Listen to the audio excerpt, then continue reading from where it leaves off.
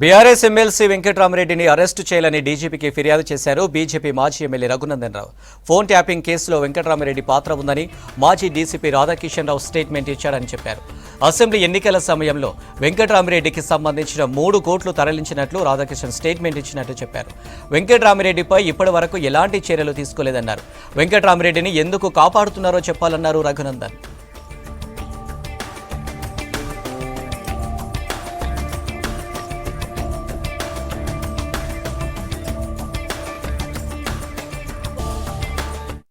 మీ ద్వారా ఈ రాష్ట్ర ముఖ్యమంత్రిని కేబినెట్ మీటింగ్ లో బహుశా మీరేమన్నా ఎగ్జామ్షన్ ఇచ్చిర్రా?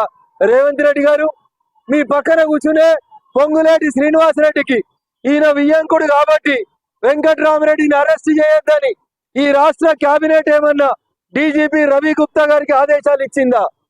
100 రూపాయలు దొంగతనం చేసినాడు, నాతో పాటు మల్లయ్య దొంగతనం చేసిండని చెప్తే ఇద్దరిని తెచ్చి గంట సేపట్లో లోపలేసే పోలీసులు. ఒక డీసీపీ, మీ డీసీపీ, మీ సిఐలు మేము రాధాకిషన్ రావు గారి ఆదేశాల మేరకు రాజపుష్ప కంపెనీ ఇట్లా డబ్బులు వసూలు చేసింది, టిఆర్ఎస్ పార్టీ గెలిచేందుకు పనిచేసినమని చెప్తే ఇవాళ పోలీసు వాళ్ళు ఇంకా చంద్రశేఖర్ రావు కోసం ఎందుకు పనిచేస్తున్నారు? రేవంత్ రెడ్డి ఒక్కసారి సమాధానం చెప్పాలి ముఖ్యమంత్రి గారు. పొంగులేటి శ్రీనివాసరెడ్డి గారు నీ కేబినెట్ సహచరుడా? నీ కేబినెట్ లో ఉండి కేసీఆర్ కి బీఆర్ఎస్ పార్టీకి అనుకూలంగా పనిచేస్తుండా? ఒక్కసారి రేవంత్ రెడ్డి గారు ఆలోచించాలి. రవి గుప్తా గారు కూడా ఆలోచించాలి.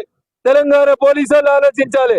ఇలా కాంగ్రెస్ అధికారంలో ఉంది కదా, ఒక బీఆర్ఎస్ ఎమ్మెల్సీకి వ్యతిరేకంగా మీ